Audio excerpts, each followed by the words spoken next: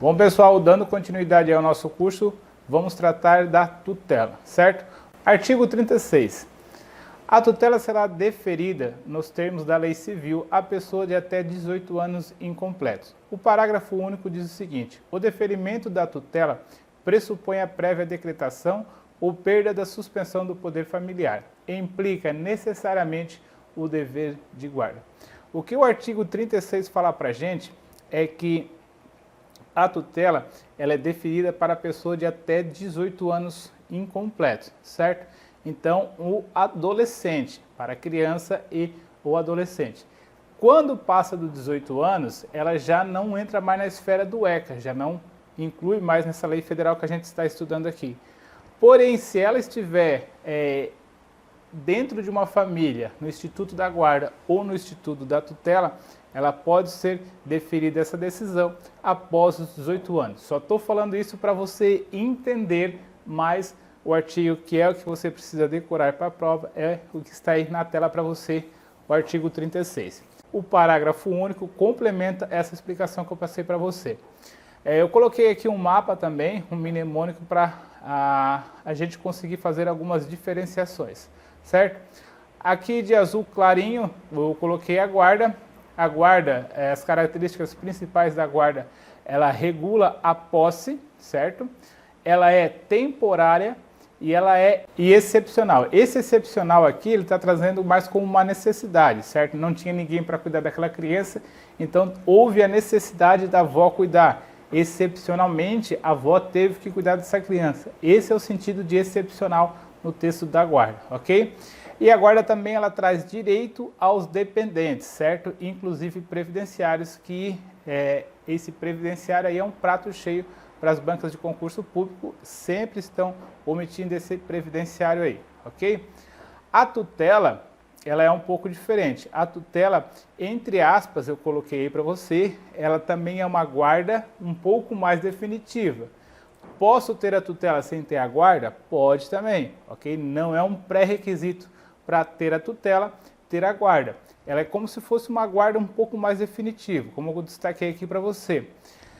Ela, entre aspas, também ela ocorre a perda do poder familiar, mas, complementando aqui, eu vou fazer uma observação. Ela não desfaz, digamos que ela suspende temporariamente o poder familiar, mas ela não desfaz totalmente o poder familiar, certo? E também contém os mesmos direitos previdenciários. E aqui na adoção, essa medida excepcional, ela não volta mais atrás, ela está com sentido de definitivo. Podemos entender assim, ó, a adoção é uma medida definitiva e irrevogável, ok? Não vai ter mais como fazer qualquer coisa para reverter a adoção. Na adoção você já cria a condição de filho, na guarda e na tutela você está com uma condição de dependente, ok?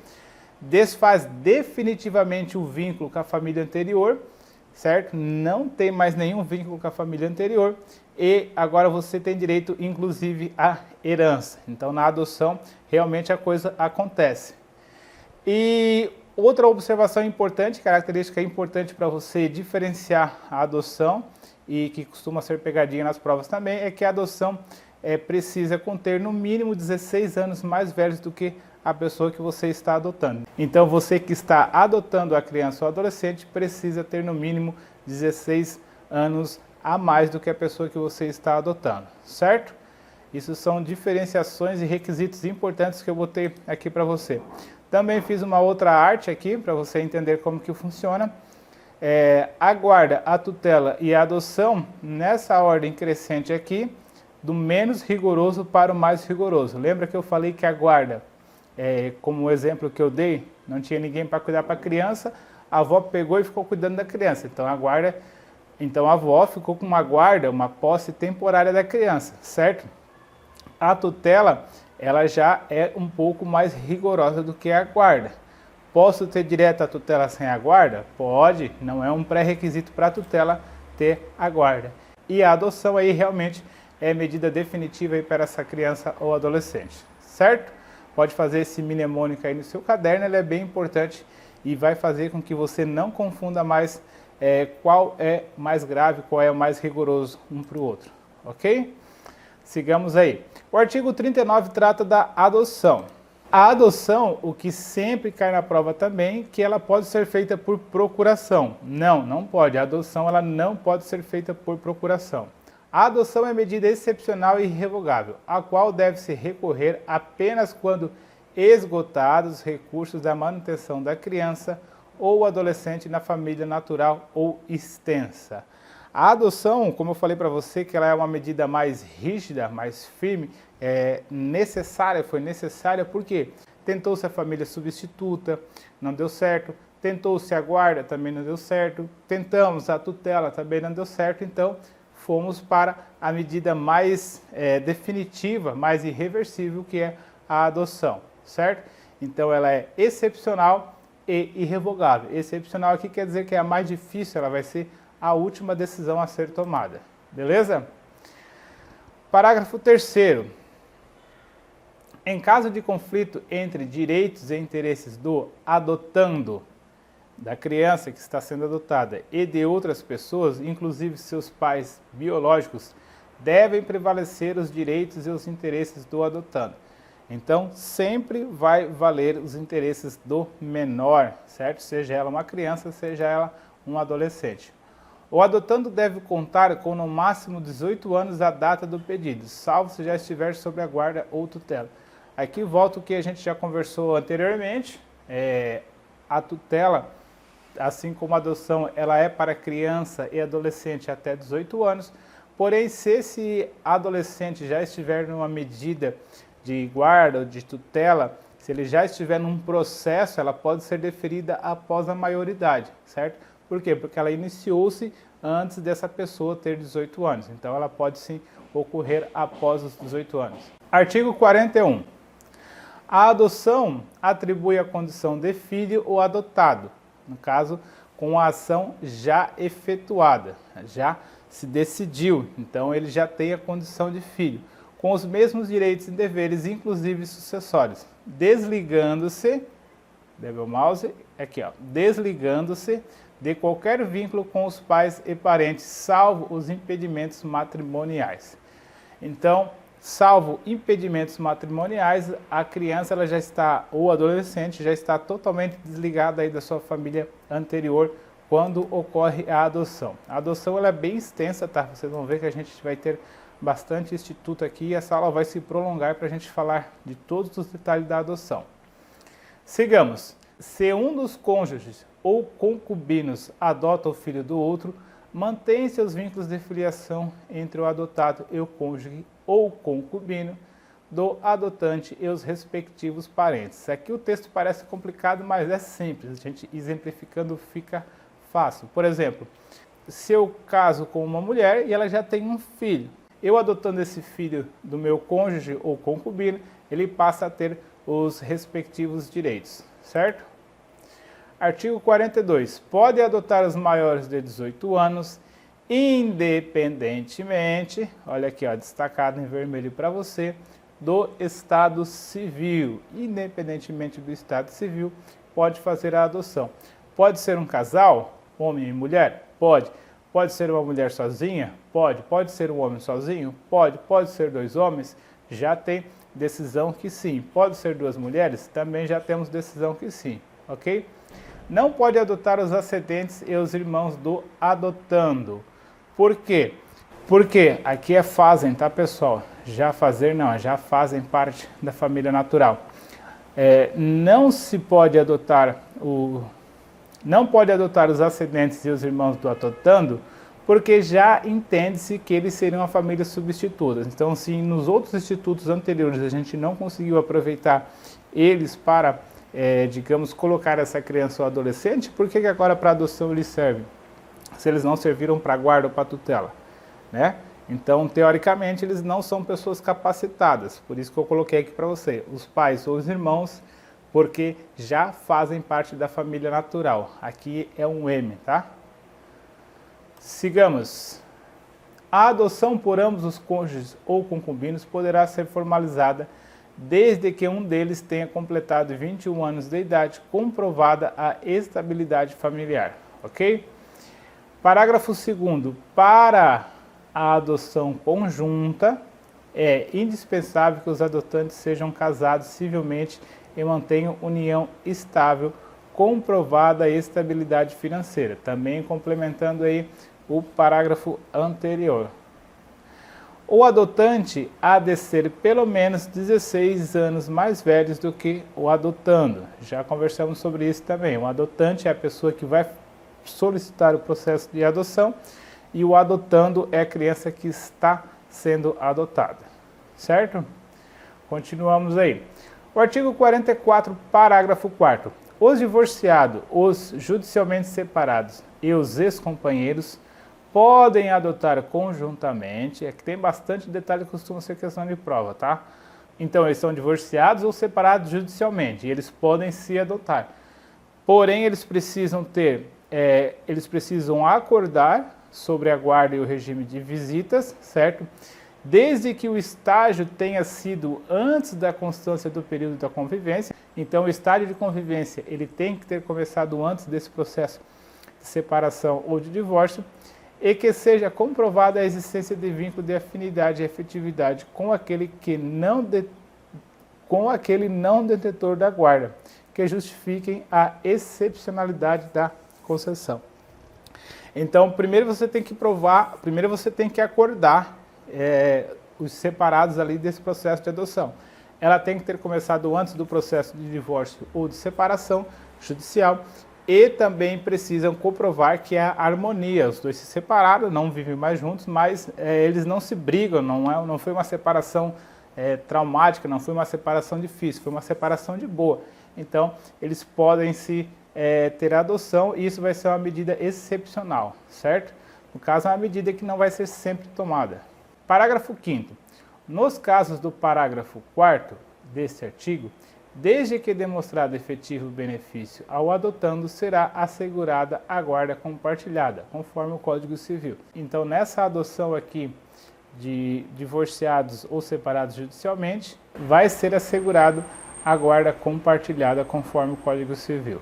Beleza? Parágrafo 6º. A adoção poderá, destacado aí para você, poderá ser deferida ao adotante que, após inequívoca manifestação de vontade, vier a falecer no curso do procedimento, antes de prolatada a sentença. Difícil de entender, né? Vamos exemplificar para ficar mais fácil para você. Vamos supor que uma pessoa, Pedrão, comece o processo de adoção, tá? Ele esteve sempre lá pedindo para o juiz, entrou na fila de adoção, tal, para adotar uma criança. E infelizmente, antes da decisão final, antes de ser concedido para ele a decisão final da adoção, ele vem a falecer, certo? Aqui, ó, vier a falecer no curso do procedimento antes de prolatada a sentença. O juiz vai fazer o quê? Vai deferir? Não, ele pode deferir, é uma opção dele. Se ele achar que é interessante para o processo e principalmente para o adotante, ele pode sim proferir a decisão, mas não é uma obrigatoriedade. Não é que sempre vai acontecer. Poderá. O poderá não gera uma obrigatoriedade. Artigo 43. A adoção será deferida quando apresentar reais vantagens para o adotando e fundar-se em motivos legítimos. Lembre-se, princípio da proteção integral. A adoção ela só vai ser concedida se realmente for vantajosa para aquela criança ou adolescente. Não simplesmente para diminuir a fila de processo que tem lá na mesa do juiz, certo? Ela tem que ser vantajosa, tem que trazer benefícios para a criança ou adolescente. Parágrafo 44. Isso está fundamentado no princípio da proteção integral, que a gente viu lá no começo do nosso curso. Enquanto não der conta de sua administração e saudar o seu alcance, não pode o tutor ou curador adotar o pupilo ou curatelado. O que isso quer dizer? Eu destaquei aqui para você. Precisa comprovar ter condições para a criação. Por quê? Porque a adoção ela é irrevogável, certo? Não podemos mais voltar atrás. Então, durante o processo, na administração do processo ali, ele tem que provar, a pessoa que está solicitando a adoção, que ela tem as condições financeiras, psicológicas e familiares para cuidar dessa criança, ok? Artigo 45. A adoção depende do consentimento dos pais ou do representante legal do adotando. Como assim? É um caso específico, aqui a lei trata, tá? Por exemplo, quando a mãe quer doar um filho, a mãe não queria o filho e engravidou, certo? Aí chegou lá no hospital, deu à luz e ela não quer a criança, ela não quer. Então então essa criança vai ser levada para a adoção, mas ela precisa ter um consentimento dos pais, no caso daquela mãe que não quer o filho, ou do representante legal, no caso alguém pegou um recém-nascido e levou lá para a adoção, aquele responsável ali, aquele representante legal, tem que dar ciência para onde vai ser colocada essa criança. É um caso, é uma exceção, certo? Já o parágrafo 1º é um pouco diferente. O consentimento será dispensado em relação à criança ou adolescente cujos pais sejam desconhecidos ou sejam destituídos do não, tá galera? Aqui não é, do poder familiar, certo? Então, quando os pais dessa criança forem desconhecidos, aí pode levar diretamente para a adoção.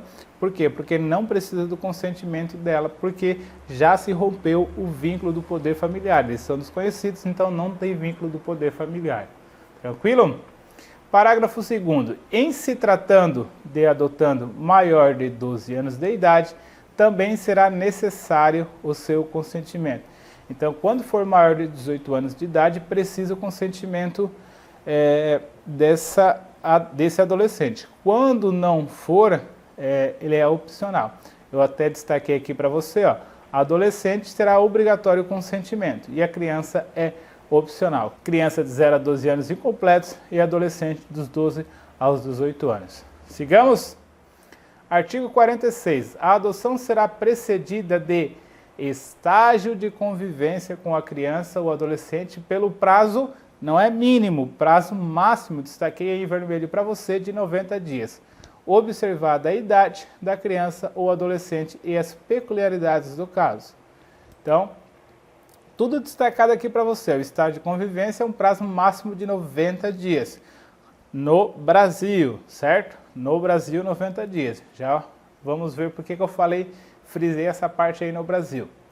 Parágrafo 1º. O estágio de convivência poderá ser dispensado se o adotado já estiver sobre a tutela ou guarda legal. Então, se cair uma questão na prova dizendo que sempre é necessário estágio de convivência, está errado. Por quê? Porque já disse que ele pode ser dispensado se houver a tutela ou a guarda do adotante durante tempo suficiente. Nos 90 dias? Não. O estágio de convivência ele é o prazo máximo de 90 dias, mas se já estiver sob a guarda da tutela, ele está por tempo indeterminado. Ele é insuficiente para que seja possível avaliar a conveniência da constituição do vínculo, certo? Então, se vamos criar o estágio de convivência, 90 dias. Não foi necessariamente, especificamente criado aquele estágio de convivência, ele está sob guarda e tutela, aí é pelo tempo suficiente para a convivência, e construção dos vínculos familiares. Ok? Sigamos. A simples guarda de fato não autoriza por si só a dispensa da realização do estágio de convivência. Então, ele está na guarda. Pode ser dispensado? Pode, mas não é uma obrigação, tá? Não é que a guarda vai dispensar o estágio de convivência. Pode ocorrer ou não, aí vai de cada caso concreto, certo? O que você precisa saber é que não dispensa obrigatoriamente. O prazo máximo estabelecido no caput desse artigo, de 90 dias, repetir aqui para você, poderá ser prorrogado por até igual período, então pode ser prorrogado por mais 90 dias, mediante decisão fundamentada de autoridade judiciária. Então, o estágio de convivência é 90, prorrogável uma vez por igual período. Então, são 90 mais 90, como eu costumo fazer os resumos mnemônicos aí para você. Tranquilo? Parágrafo 3º. Em caso de adoção por pessoa ou casal residente ou domiciliado fora do país, o que a gente vai ter? Vai ter a chamada adoção internacional. Na adoção internacional, o estágio de convivência será de, no mínimo, 30 dias e, no máximo, 45 dias. Então, adoção internacional, é o resumo que você vai fazer, mínimo 30 dias e máximo 45 dias. Prorrogável por até igual período uma única vez, mediante decisão fundamentada da autoridade competente. A decisão fundamentada vale tanto para a adoção nacional ou a internacional. A internacional tem prazos menores, prazo mínimo e prazo máximo. A nacional tem apenas o prazo máximo, então é necessário você fazer essa distinção aí nas suas anotações, certo? Terceiro A, parágrafo 3º A. Ao final do prazo previsto no parágrafo 3º, de 45 e o mínimo de 30 dias, deverá ser apresentado laudo fundamentado pela equipe mencionada no parágrafo 4º deste artigo, que recomendará, não decidirá nada. A comissão multidisciplinar não define nada, ela recomenda. Ou não o deferimento da adoção à autoridade. A equipe vai recomendar sobre a adoção internacional. Então ela vai fazer uma análise e vai dizer, olha, seu juiz, realmente é interessante para essa criança ou adolescente a adoção dessa família aí internacional. Parágrafo 4º. O estágio de convivência será acompanhado pela equipe interprofissional. Agora há pouco eu falei multidisciplinar, né? É equipe interprofissional, certo? Só para ficar certinho. O estágio de convivência será acompanhado pela equipe interprofissional.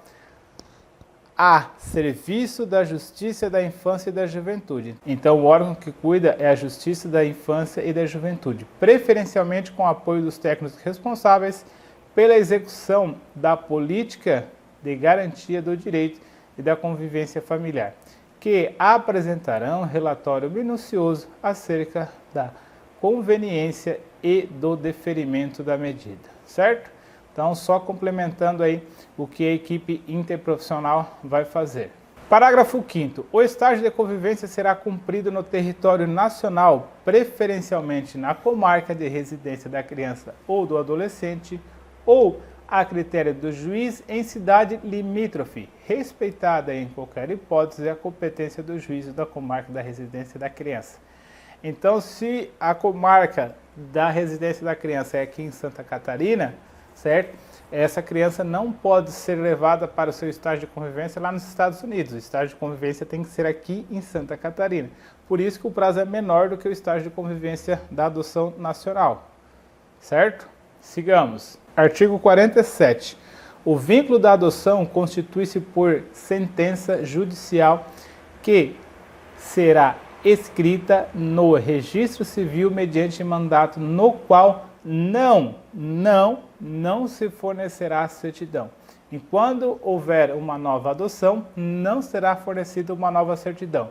Por quê? Porque depois que se profere a decisão, altera os dados do registro civil do adotando, certo? Depois que aquela criança é adotada, pega o seu registro civil, leva-se lá no cartório e aí sim altera os dados desse registro. Não é feito um novo registro civil. A inscrição consignará o nome dos adotantes como pais, bem como o nome de seus ascendentes. O mandado judicial será arquivado, cancelará o registro original do adotado. Então, vamos lá no cartório, altera-se o registro e extingue-se os registros anteriores, vão ser arquivados. A pedido do adotante, o novo registro poderá ser lavrado no cartório do registro civil do município de sua residência. Então, pode ser, inclusive, no município de sua residência, a pedido. A critério da autoridade judiciária, poderá ser fornecida certidão para salvaguardar os direitos. Então, a autoridade judiciária ela pode pedir uma nova certidão. Então, continuando o artigo 47 aí, ele fala que nenhuma observação sobre a origem do ato poderá constar em certidão. O que isso quer dizer? Não pode ter observações a respeito histórico daquela criança na certidão dela. Esses registros vão estar lá durante o processo, tá? No processo de adoção, no processo de guarda, no processo de tutela.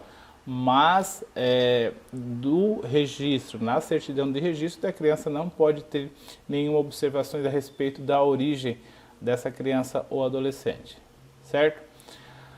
Parágrafo 5º. A sentença conferirá ao adotado o nome do adotante. A pedido de qualquer deles, poderá determinar a modificação do prenome.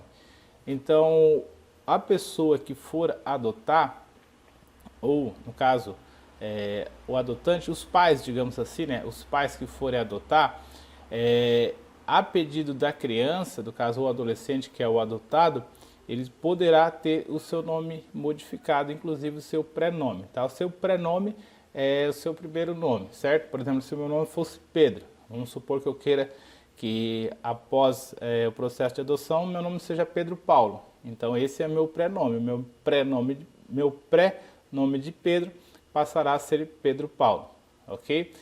Poderá, tá? Aqui, ó, poderá determinar a modificação do prenome. No caso, a modificação do prenome seja requerida pelo adotante, é obrigatória a oitiva do adotando. Então vamos supor que no caso, os adotantes, os pais, né, queiram fazer a modificação do nome do adotado. O nome dele é Pedro, mas os pais, os novos pais, digamos assim, querem que ele não se chame mais Pedro, querem botar Joaquim, certo?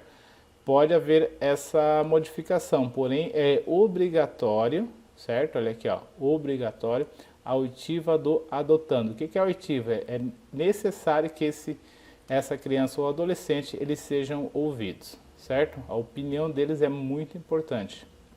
Parágrafo 7º. A adoção produz efeitos a partir do trânsito em julgado. Olha só, a adoção ela produz efeitos, em regra, a partir do trânsito em julgado da sentença constitutiva, exceto, certo, temos uma exceção, nas hipóteses previstas no parágrafo 6º do artigo 42 desta lei, caso em que será retroativa a data do óbito.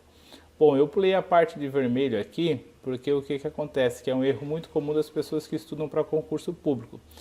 Elas leem um parágrafo e aí esse parágrafo remete a um outro trecho da lei e as pessoas simplesmente leem sem voltar ao trecho da lei. Então, o que quer dizer o parágrafo 6º do artigo 42? Quer dizer que a pessoa pode vir a falecer durante o curso do procedimento antes de protelada a sentença. Então, agora a gente vai ler o parágrafo 7º, certo? Como ele deve ser lido para você entender. A adoção produz efeitos a partir do trânsito em julgado da sentença constitutiva, exceto nas hipóteses que a pessoa vier a falecer no curso do procedimento antes de prolatada a sentença desta lei, caso em que terá força retroativa a cada óbito. A adoção, ela produz efeitos após a sentença transitada em julgado, certo? Tranquilo até aí. Porém, caso a pessoa venha a falecer durante esse processo de adoção, ela pode ter efeitos após prolatada, após a morte da pessoa, certo? Um caso que será retroativa à data do óbito. Então, vai voltar ao tempo como se aquela pessoa estivesse viva. Vai ser deferida a sentença. Ok? Sigamos. O parágrafo 8º não tem nada de importante para a gente. E o 9º diz o seguinte: terão prioridade de tramitação os processos de adoção em que o adotado for criança ou adolescente com deficiência ou com doença crônica. Então, se o processo de adoção for nesses requisitos aqui, uma criança ou adolescente com deficiência ou processo ou doença crônica, ela vai ter prioridade. Por quê? Porque essa criança precisa de cuidados ainda mais especiais do que uma criança comum. Parágrafo 10º. O prazo máximo para a conclusão da ação de adoção será de 120 dias. Isso aqui é importante porque a gente teve alteração em 2017. Então, a conclusão da adoção, o prazo máximo é de 120 dias. E não pode nenhuma hipótese prorrogar, vai ser sempre 120 dias? Não, olha aqui, ó. Prorrogável uma única vez por igual período, mediante decisão fundamentada da autoridade judiciária. Então, no seu resumo no caderno, você vai fazer que é 120 mais 120, improrrogável e fundamentada pela autoridade judiciária. Sigamos então, pessoal. Artigo 48 do nosso Estatuto da Criança e Adolescente. O adotando tem direito de conhecer a sua origem biológica, então seja os seus pais de sangue, digamos assim, bem como de obter acesso irrestrito ao processo na qual a medida foi aplicada e seus eventuais incidentes após completar 18 anos. Essa é a regra. Pode saber quem são seus pais biológicos e o que aconteceu no processo após os 18 anos. E a exceção, como você já está acostumado, parágrafo único diz para a gente o seguinte: o acesso ao processo de adoção poderá ser também deferido ao adotado menor de 18 anos. Bah, Renatão, agora eu confundi tudo. Pode ou não pode? Calma lá, meu amigo. A pedido do adotado, assegurada a orientação e assistência jurídica e psicológica. Então, a regra é que é somente após os 18 anos. A exceção pode ser quando ele for menor de 18 anos. Eu, o adolescente que fui adotado com 15 anos, tenho que fazer essa solicitação, porém pode me ser concedido, mas será assegurada a orientação, assistência jurídica e psicológica. Por quê? Para evitar qualquer trauma na criança. Pode ser que tenhamos uma história bem complicada e a gente tem que lembrar que a gente está no princípio da proteção integral da criança. Então a gente tem que preservar a criança e o adolescente de todas as maneiras. Tranquilo? Aqui eu coloquei um caixão, não se assuste, mas é porque temos informações importantes aí para ajudar você a lembrar. A morte dos adotantes não restabelece o poder familiar dos pais naturais.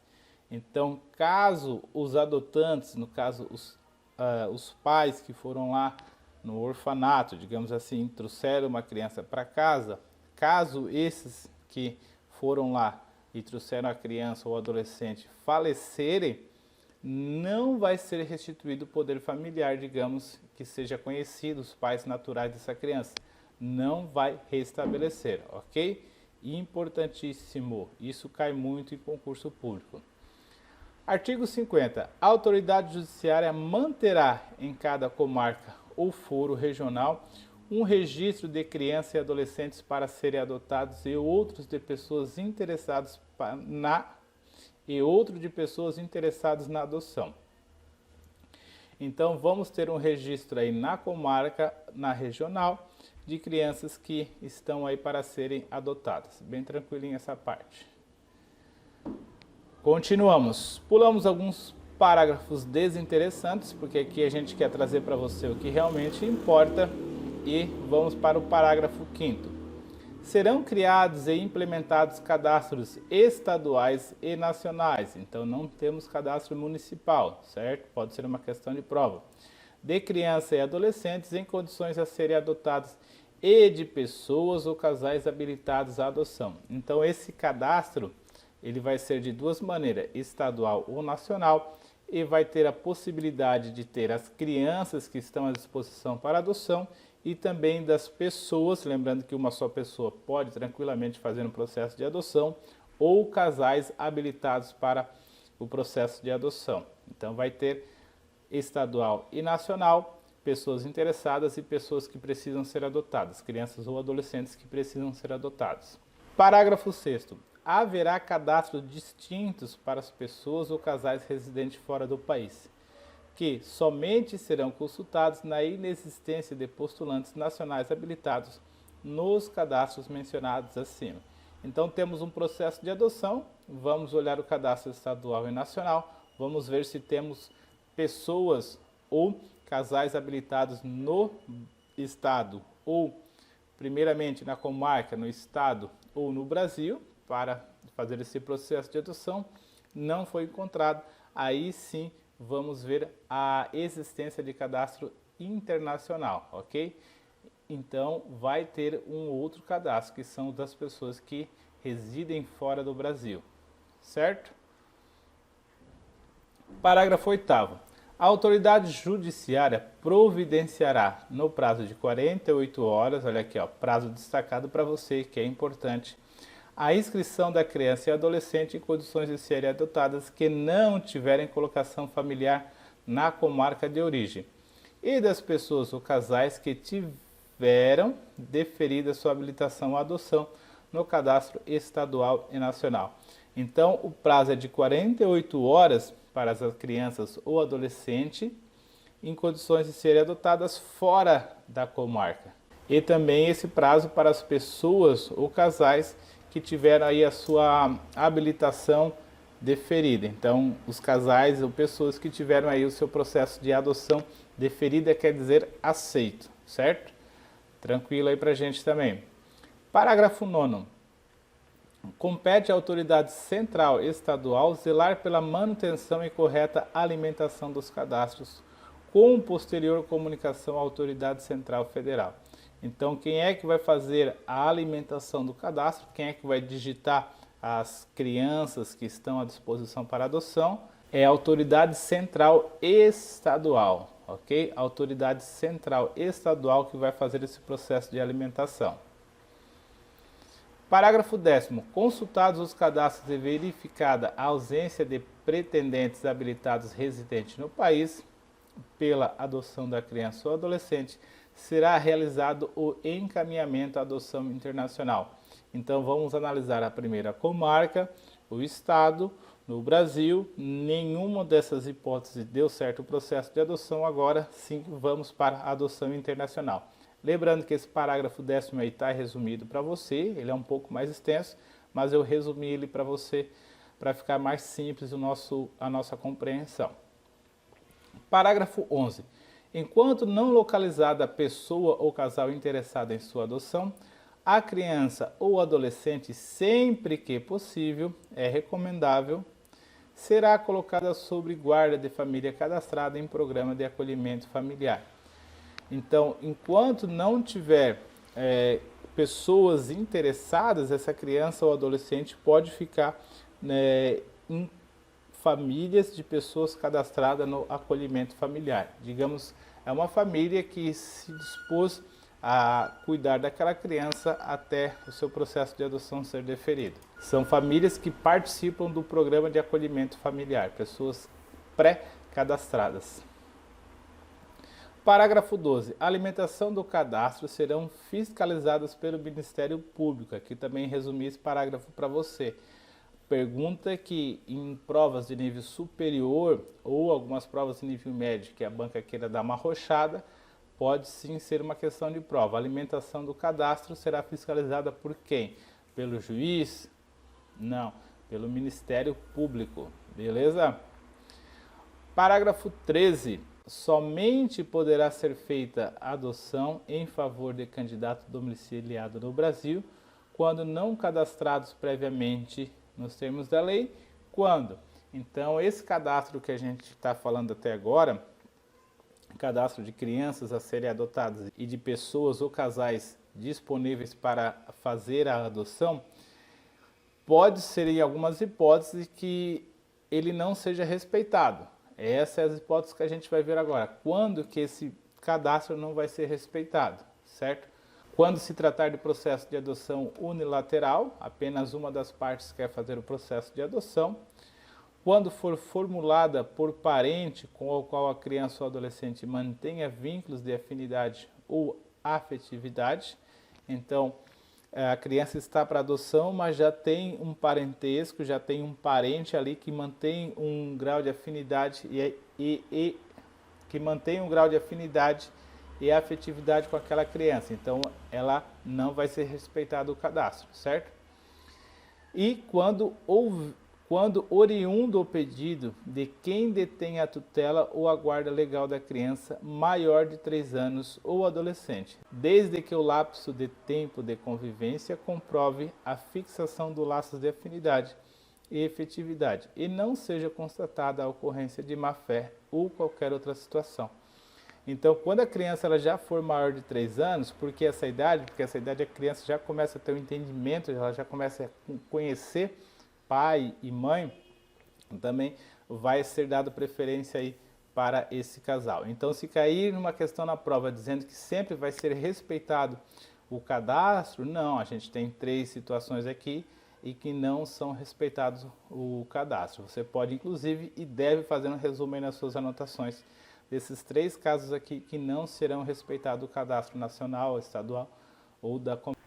E para finalizar, parágrafo 15 diz o seguinte: será assegurada prioridade no cadastro a pessoas interessadas em adotar criança ou adolescente com deficiência, com doença crônica ou com necessidades específicas de saúde, além do grupo de irmãos. Então, vamos dar prioridade para as pessoas que possuem algumas necessidades especiais ou para o grupo de irmãos, sempre preservando aí a proteção integral da criança.